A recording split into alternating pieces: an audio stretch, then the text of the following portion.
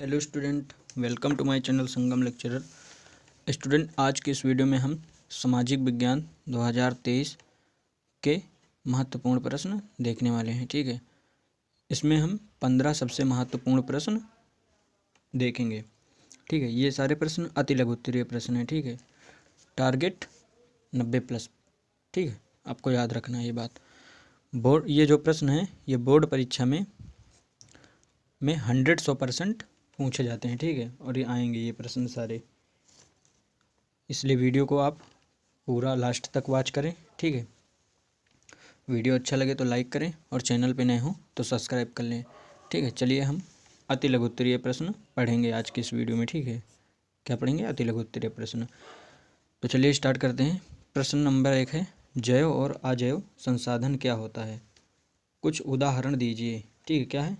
जैव और अजैव संसाधन क्या होता है? कुछ उदाहरण दीजिए। तो आपको ये उत्तर में लिखना है। उत्तर नंबर 1 जैव संसाधन, ऐसा हेडिंग डाल देना आपको। उसमें लिखना है वे संसाधन जिनकी प्राप्ति जीवमंडल से होती है और जिनमें जीवन व्याप्त होता है, जैव संसाधन कहलाते हैं। ठीक है, क्या लिखना है आपको? वे संसाधन जिनकी प्राप्ति जीवमंडल से होती है और जिनमें जीवन व्याप्त होता है, जैव संसाधन कहलाते हैं। ठीक है, इस प्रकार से आपको इसका उत्तर लिख देना है और जैसे में लिख देना है, यानी उदाहरण जैसे मनुष्य, वनस्पति जगत, प्राणी जगत, पशुधन आदि। ठीक है, दूसरा है अजैव संसाधन। ऐसे इसमें भी आपको हेडिंग डाल देनी है बढ़िया अच्छे से बोर्ड एग्जाम में, और लिखना है वे सारे संसाधन जो निर्जीव वस्तुओं से बने हैं, अजैव संसाधन कहलाते हैं। ठीक है, क्या है? वे सारे संसाधन जो निर्जीव वस्तुओं से बने हैं, अजैव संसाधन कहलाते हैं। ठीक है, जैसे आपको लिख देना है चट्टानें और धातुएं। ठीक है, इस प्रकार से आपको बोर्ड एग्जाम में भी लिखना है। ठीक है, वे सारे संसाधन जो निर्जीव वस्तुओं से बने हैं, अजैव संसाधन कहलाते हैं, जैसे चट्टानें और धातुएं। अगला प्रश्न है प्रश्न संख्या 2। ठीक है, प्रश्न संख्या 2 है, गहन कृषि की 2 विशेषताएं बताइए। क्या है? गहन कृषि की 2 विशेषताएं बताइए। ये VVIMP क्वेश्चन है बोर्ड एग्जाम में, आपके हर बार पूछा जाता है ये प्रश्न, तो आप इसको ज़रूर लिख के जाएं। आप ये सारे प्रश्न कहीं एक जगह नोट कर लें और पढ़ें। इसकी बात करें तो ये पूछा गया आपका 2018, उसके पहले पूछा गया अभी लास्ट का बता रहे, 2018, 19, 21 और 22 में ये प्रश्न आपके पूछे जा चुके हैं। तो उत्तर में लिखना आपको, ऐसे हेडिंग डाल देना है, गहन कृषि की 2 विशेषताएं निम्नलिखित हैं।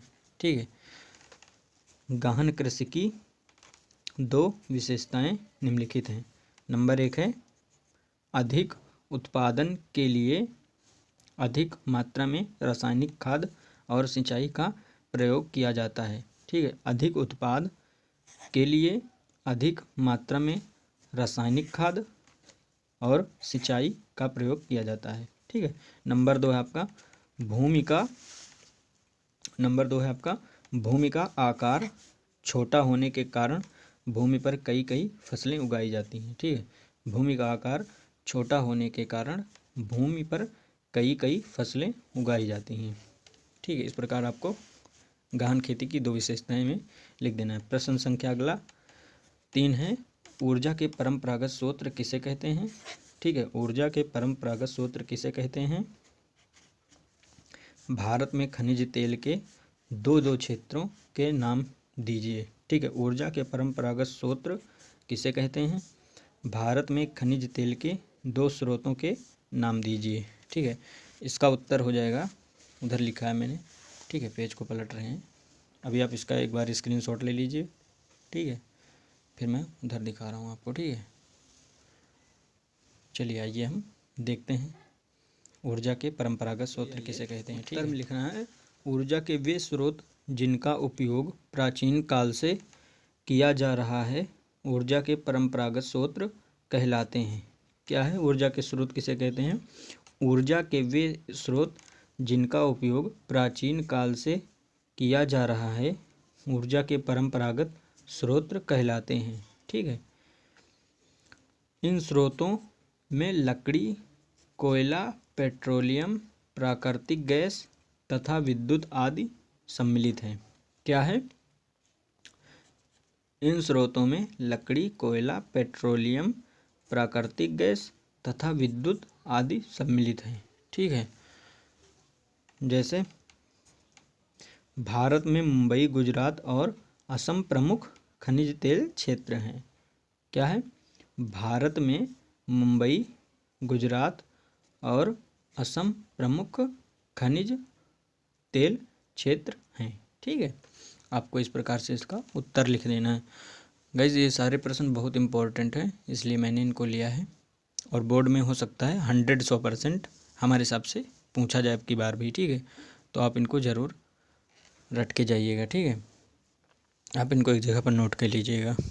प्रश्न संख्या 4 है, सड़क परिवहन के 3 लाभ बताइए। क्या है? VVIMP क्वेश्चन है, हर बार बोर्ड में पूछा जाता है।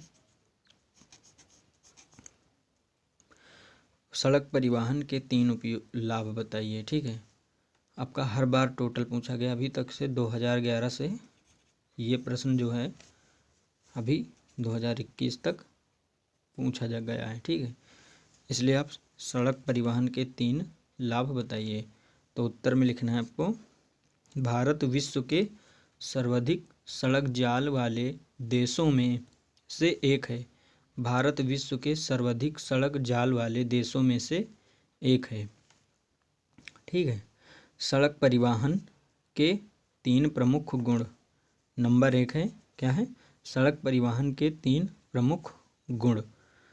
नंबर 1 है, सड़क परिवहन अन्य परिवहन साधनों के उपयोग में एक कड़ी के रूप में भी कार्य करता है। ठीक है, क्या है? सड़क परिवहन अन्य परिवहन साधनों के उपयोग में एक कड़ी के रूप में भी कार्य करता है। ठीक है, उदाहरण जैसे सड़कें, रेलवे स्टेशन आदि। ठीक है, नंबर 2 है, सड़कों की निर्माण लागत कम होती है। यानी सड़क जो है, भारत में जितनी भी सड़कें बनाई जाती हैं उनमें कम खर्चा आता है रेलवे पटरी की अपेक्षा। ठीक है, क्योंकि रेलवे वगैरह में बहुत पैसा खर्च आता है और सड़क परिवहन के निर्माण में कम लागत होती है। ठीक है, इसलिए सड़क परिवहन बहुत ही अच्छा है। ठीक है, तो नंबर 2 क्या है? सड़कों की निर्माण लागत कम होती है तथा यह ऊबड़ खाबड़ भूभागों पर बनाई जा सकती है। यानी जैसे पहाड़ों पे हम सड़क का निर्माण कर सकते हैं। ठीक है, इसलिए सड़क परिवहन भारत का एक महत्वपूर्ण परिवहन है। ठीक है, क्या है? तथा यह ऊबड़ खाबड़ भूभागों पर बनाई जा सकती है। नंबर 3 है, यह घर घर सेवाएं उपलब्ध करवाता है तथा सामान चढ़ाने व उतारने की लागत भी अपेक्षाकृत कम है। ठीक है, कैसे घर घर पहुंचाता है? जैसे आपके घर तक रोड है, कोई गाड़ी आई, वो आपके घर तक पहुंच जाएगी। ठीक है, इस प्रकार से यह घर घर सेवाएं उपलब्ध करवाता है तथा यह सामान चढ़ाने व उतारने की लागत भी अपेक्षाकृत कम है। ठीक है, आपको इस तरह लिख देना है। प्रश्न संख्या 5 है आपका, प्रश्न संख्या 5 है आपका भाई, 1 मिनट। प्रश्न संख्या 5 है, भारतीय लोकतंत्र की 3 विशेषताएं बताइए। जो अपने भारत का लोकतंत्र है उसकी 3 विशेषताएं आपको बतानी है। ठीक है, तो उत्तर लिखना है, भारतीय लोकतंत्र की 3 विशेषताएं निम्न प्रकार हैं। क्या लिखना है? भारतीय लोकतंत्र की 3 विशेषताएं निम्न प्रकार हैं। नंबर 1 क्या है? सरकार का निर्माण जन निर्वाचित प्रतिनिधियों के द्वारा होता है और वे लोगों के प्रति उत्तरदायी होते हैं। ठीक है, सरकार का निर्माण जो जनता है उसका निर्वाचन यानी वोट देकर होता है। ठीक है, और वे लोगों के प्रति उत्तरदायी होते हैं। तो नंबर 2 क्या है? राजनीतिक सत्ता की प्राप्ति के लिए एक से अधिक दलों के मध्य प्रतिस्पर्धा होती है। ठीक है, राजनीतिक सत्ता की प्राप्ति के लिए एक से अधिक दलों के मध्य प्रतिस्पर्धा होती है। यानी जैसे अपने यहाँ भारत में कांग्रेस से बीजेपी आपस में प्रतिस्पर्धा होती है, ठीक है, चुनाव होता है, ठीक है। इस प्रकार से दूसरा हो गया। तीसरा क्या है, चुनाव सार्वभौमिक वयस्क मताधिकार के आधार पर समय समय पर होते रहते हैं, ठीक है। यानी जैसे अपने यहाँ एक टाइम है कि हर 5 साल बाद चुनाव होता है, ठीक है, और चाहे जो भी इसमें लड़ सकता है, ठीक है। तो क्या है, चुनाव सार्वभौमिक वयस्क मताधिकार के आधार पर समय समय पर होता रहता है, ठीक है। इस प्रकार से आपको स्क्रीनशॉट ले लीजिए और लिख देना है बोर्ड एग्जाम में, ठीक है, इसे पूरा बढ़िया अच्छे से एकदम। चलिए आइए आगे पढ़ते हैं हम लोग। चलिए प्रश्न संख्या 6 पढ़ते हैं। धर्मनिरपेक्ष से क्या तात्पर्य है? क्या है? धर्मनिरपेक्ष से क्या तात्पर्य है? तो उत्तर में लिख देना है आपको, राज्य का अपना कोई धर्म ना हो तथा राज्य में रहने वाले व्यक्ति स्वेच्छा से कोई भी धर्म अपना सकें तथा राज्य धर्म के आधार पर नागरिक में भेदभाव ना करो, तो सह स्थिति धर्मनिरपेक्षता कहलाती है, ठीक है। क्या है, एक बार फिर से पढ़िए। राज्य का अपना कोई धर्म ना हो, यानी देश राज्य का अपना कोई धर्म ना हो तथा राज्य में रहने वाले व्यक्ति स्वेच्छा से कोई भी धर्म अपना सकें, ठीक है। यानी जो भारत में लोग रहते हैं वो अपना स्वेच्छा से अपने व्यक्तित्व से कोई भी धर्म अपना लें, ठीक है, तथा राज्य धर्म के आधार पर नागरिकों में भेदभाव ना करें। तो ये जो राज्य है वो धर्म के आधार पर किसी में भेदभाव ना करें, तो यह स्थिति धर्मनिरपेक्षता कहलाती है, ठीक है। तो यह स्थिति धर्मनिरपेक्षता कहलाती है। गाइस आपको एक बात का ध्यान रखना है, बोर्ड एग्जाम में आपको ब्लैक और ब्लू पेन ही यूज करना है, ठीक है, अदर पेन नहीं यूज करना, इससे आपके नंबर कट सकता है, ठीक है। प्रश्न संख्या 7 है, खुली बेरोजगारी एवं प्रच्छन्न बेरोजगारी के बीच विभेद कीजिए। क्या है, खुली बेरोजगारी एवं प्रच्छन्न बेरोजगारी के बीच विभेद कीजिए। तो उत्तर लिखना आपको खुली बेरोजगारी, ऐसे हेडिंग डाल देना है आपको बढ़िया स्केच से, और लिखना है वह परिस्थिति जिनमें किसी देश में श्रम शक्ति तो अधिक है किंतु औद्योगिक ढांचा छोटा होता है। क्या है, वह परिस्थिति जिसमें किसी देश में श्रम शक्ति तो अधिक है किंतु औद्योगिक ढांचा छोटा होता है, वह सारी श्रम शक्ति को नहीं खपा पाता, अर्थात श्रमिक कम करना चाहता है किंतु उसे काम नहीं मिलता, काम करना चाहता है किंतु उसे काम नहीं मिलता। यह बेरोजगारी भारत के अधिकतर औद्योगिक क्षेत्र में पाई जाती है, ठीक है, इसे हम खुली बेरोजगारी कहते हैं। जैसे कहीं भारत में अपने यहाँ जैसे लोग हैं काम तो करना चाहते हैं बट उनको काम नहीं मिलता, ठीक है, तो इसी बेरोजगारी को हम खुली बेरोजगारी कहते हैं। अगला क्या है, प्रच्छन्न या गुप्त बेरोजगारी, ठीक है, प्रच्छन्न या गुप्त बेरोजगारी, ऐसे आपको हेडिंग डाल देना और लिखना है वह परिस्थिति जिसमें व्यक्ति काम में लगे हुए दिखाई देते हैं, वह परिस्थिति जिसमें व्यक्ति काम में लगे हुए दिखाई देते हैं किंतु वास्तव में वे बेरोजगार होते हैं। क्या लिखा है, वह परिस्थिति जिसमें व्यक्ति काम में लगे हुए हैं दिखाई देते हैं किंतु वास्तव में वे बेरोजगार होते हैं, ठीक है। जैसे भूमि के किसी टुकड़े पर 8 लोग काम कर रहे हैं किंतु उत्पादन उतना ही रहा है जितना 5 लोगों के काम करने से होता है, वह छुपे हुए बेरोजगार हैं, ठीक है। जैसे देखते हैं आप लोग अपने यहाँ मनरेगा योजना चलती है, उसमें रहता है कम काम लोगों का लेकिन कितने सारे लोग रहते हैं, ठीक है। उसी प्रकार है ये प्रच्छन्न गुप्त बेरोजगारी, ठीक है। अगला क्या है, प्रश्न संख्या 9 है, 8 है, सॉरी, प्रति व्यक्ति आय क्या है, ठीक है। क्या है, क्या प्रश्न है, प्रति व्यक्ति आय क्या है। किसी देश की कुल आय को कुल जनसंख्या से भाग देने पर प्राप्त आय को औसत आय कहते हैं। क्या है? किसी देश की कुल आय को कुल जनसंख्या से भाग देने पर प्राप्त आय को औसत आय कहते हैं। ठीक है, इस प्रकार से आपको लिख देना है। और VVIMP क्वेश्चन है ये, बोर्ड एग्ज़ाम का बहुत बार पूछा गया है बोर्ड एग्ज़ाम में ये, तो आप इसको ज़रूर याद करके जाइएगा। ठीक है, ये सारे प्रश्न हर बार बोर्ड एग्ज़ाम में आते हैं। स्क्रीनशॉट ले लीजिए आप इनका बढ़िया अच्छे से और घर पर याद करिएगा। ठीक है, चलिए ये आगे देखते हैं अगला प्रश्न।